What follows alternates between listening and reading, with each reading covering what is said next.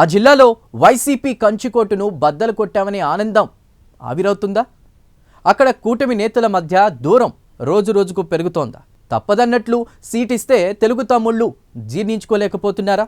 కూటమి ప్రభంజనంలో trend work out అయిన ground లెవెల్లో మాత్రం వారికి సెట్ కావడం లేదా?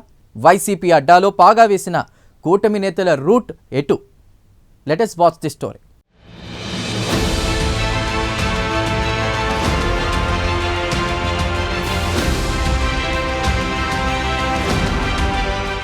గడప గడపలో కూటమి కొత్త వరవడి సృష్టిస్తోంది. గతానికి భిన్నంగా రాష్ట్రంలో కూటమి పార్టీల మధ్య సఖ్యతతో తిరుగులేని విజయంతో అధికారంలోకి వచ్చింది. టీడీపీ, జనసేన, బీజేపీ కలయిక ఏపీలో కొత్త రాజకీయానికి తెరలేపింది.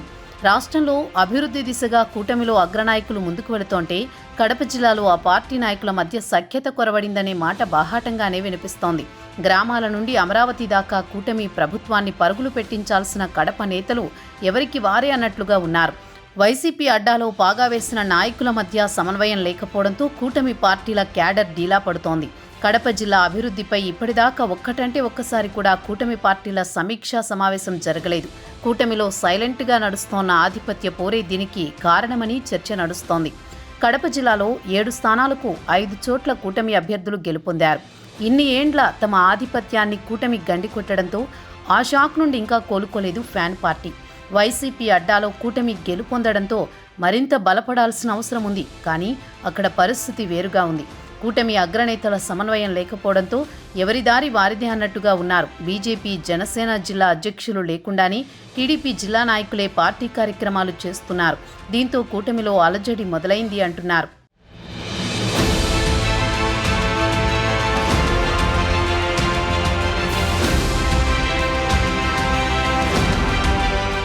కడప జిల్లా బీజేపీ కొత్త అధ్యక్షుడిగా వెంకట సుబ్బారెడ్డి ప్రమాణ స్వీకారం చేశారు. ముఖ్య అతిథిగా సత్యకుమార్ రావడంతో బీజేపీలో కొత్త జోష్ నింపింది.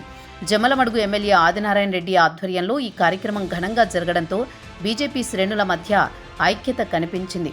అయితే వెంకట సుబ్బారెడ్డి ప్రమాణ స్వీకారానికి జనసేన, టీడీపీ జిల్లా నేతలకు, ఆ పార్టీ ఎమ్మెల్యేలకు ఆహ్వానం వెళ్ళింది. అయితే టీడీపీ ఎమ్మెల్యేలు, జిల్లా అధ్యక్షుడు ఆ కార్యక్రమానికి హాజరు కాలేదు. దీంతో బీజేపీ శ్రేణుల్లో కొత్త చర్చకు దారితీసింది.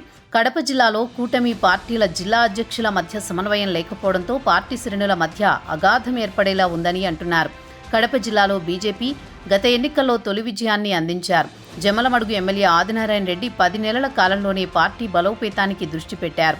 దీనికి తోడు జిల్లా అధ్యక్షుడు సుబ్బారెడ్డి కడప పార్లమెంటు వ్యాప్తంగా పర్యటిస్తూ బీజేపీ శ్రేణులను సమన్వయం చేస్తున్నట్లు తెలుస్తోంది. రాబోయే ఎన్నికల నాటికి అన్ని నియోజకవర్గాల్లో బీజేపీ విస్తరించాలని పట్టుదలతో ముందుకెళుతున్నారట వెంకట సుబ్బారెడ్డి. గత ప్రభుత్వంలో చోటు చేసుకున్న వైసీపీ అవినీతిపై జిల్లా యంత్రాంగానికి సీఎంఓ ఫిర్యాదులు చేస్తున్నారట.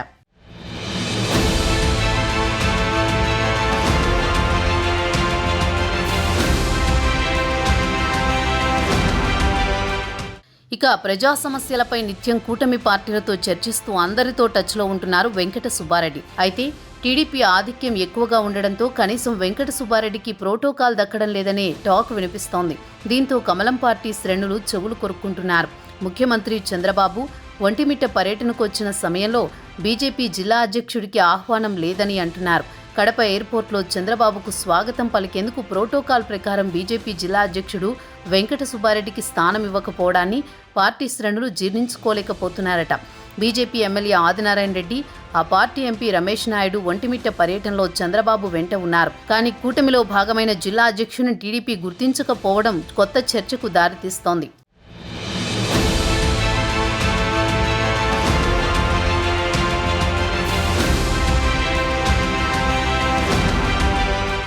మరోవైపు రాష్ట్రంలో డబుల్ ఇంజన్ సర్కారుండడంతో కడప జిల్లాలో బీజేపీ బలపడేందుకు అవకాశాలున్నాయని రాజకీయ విశ్లేషకులు అభిప్రాయపడుతున్నారు.